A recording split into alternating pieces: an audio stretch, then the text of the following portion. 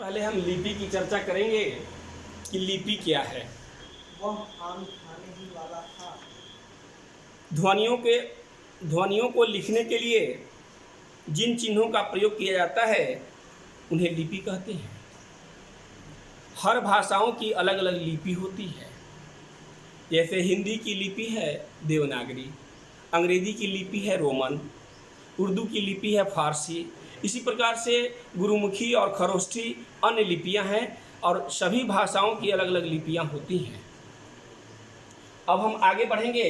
वर्ण विचार के अंतर्गत हम सबसे पहले वर्ण का अध्ययन करेंगे। वर्ण का अर्थ होता है अक्षर।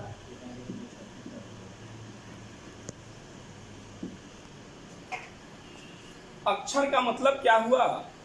अ माने नहीं, अक्षर माने नाश। जिसका नाश नहीं होता है उसे अक्षर कहते हैं।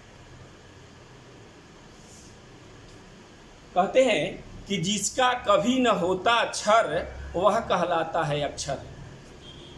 परिभाषा है, अक्षरों के स्वतंत्र रूप को हम वर्ण कहते हैं जिसका कोई खंड या टुकड़ा नहीं होता है। जैसे हिंदी वर्णमाला में 52 वर्ण हैं, लेकिन हम केवल 46 वर्णों की ही चर्चा करते हैं और वे वर्ण 2 प्रकार के हैं। उन्हें 2 भागों में बांटा गया है, स्वर वर्ण और व्यंजन वर्ण। अब देखिए, स्वर और व्यंजन। स्वर में 13 वर्ण हैं, अ से लेकर के अ तक, लेकिन इसमें 11 जो हैं वो केवल मात्राएं हैं। तो स्वर की गिनती केवल 11 होती है। स्वर में केवल 11 अक्षर ही माने जाते हैं और व्यंजन में 33 माने जाते हैं। कहते हैं कि जो कुछ भी तुम बोलो भाई उसकी सबसे छोटी इकाई वर्ण सदा कहलाती आई, खंड न होते इसके भाई। अब हम चर्चा करेंगे स्वर और व्यंजन का। क्या अंतर है दोनों में? स्वर और व्यंजन।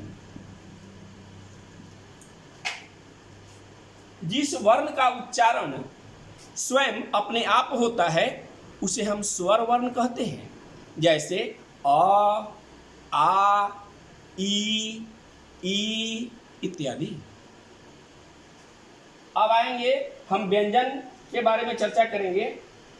व्यंजन वर्ण, जिस वर्ण का उच्चारण स्वर वर्ण की सहायता से हो उसे हम व्यंजन वर्ण कहते हैं। जैसे क, तो क के बाद हम अ बोलते हैं, यानी क जो हुआ वो पूर्ण नहीं हुआ। क में जब स्वर लग गया तब जाकर के एक क पूरा हुआ। ऐसे अगर हम बोलेंगे व्यंजन को बिना स्वर के तो बोलेंगे, कैसे बोलेंगे? जरा ध्यान दीजिएगा। क, ख, ग, तो लगेगा कि कोई अर्थ, वर्ण का जो अर्थ है वो क्लियर नहीं हो पाता है।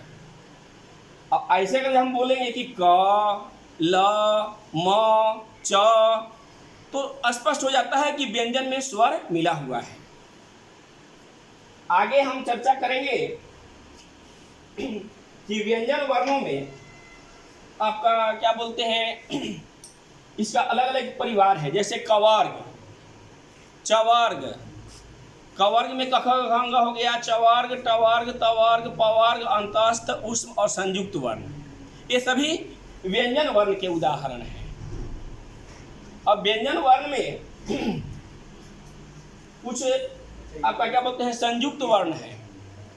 संयुक्त वर्ण जो हैं वो क्या है? आपका 2 अक्षरों का मेल है। जैसे आप कहते हैं छ, लेकिन उसका सही उच्चारण है अक्ष, त्र, ज्ञ। इन तीनों वर्णों में आपका क्या बोलते हैं, 2-2 अक्षर मिले हुए हैं। इसी प्रकार से एक और वर्ण है आपका स्र, जिससे श्री शब्द बनता है। तो इस प्रकार से व्यंजन वर्ण में आपका द्वित व्यंजन भी होता है। जब 2 व्यंजन एक साथ, जैसे बच्चा, च च संयुक्त आ जाता है तो द्वित व्यंजन कहलाता है। तो इस प्रकार से इसमें व्यंजन की चर्चा हुई जो स्वर वर्ण की सहायता से बोला जाता है।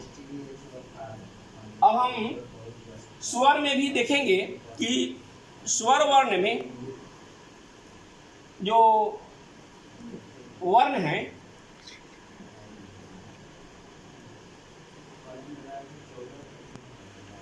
स्वर वर्ण के अंतर्गत आयोगवाह आता है, जिसके अंतर्गत अनुस्वार, चंद्रबिंदु और विसर्ग की मात्राएं आती हैं। इन्हें आयोगवाह कहा जाता है। चंद्रबिंदु और अनुस्वार को अनुनासिक कहा जाता है, जिसका उच्चारण नाक से होता है। धन्यवाद।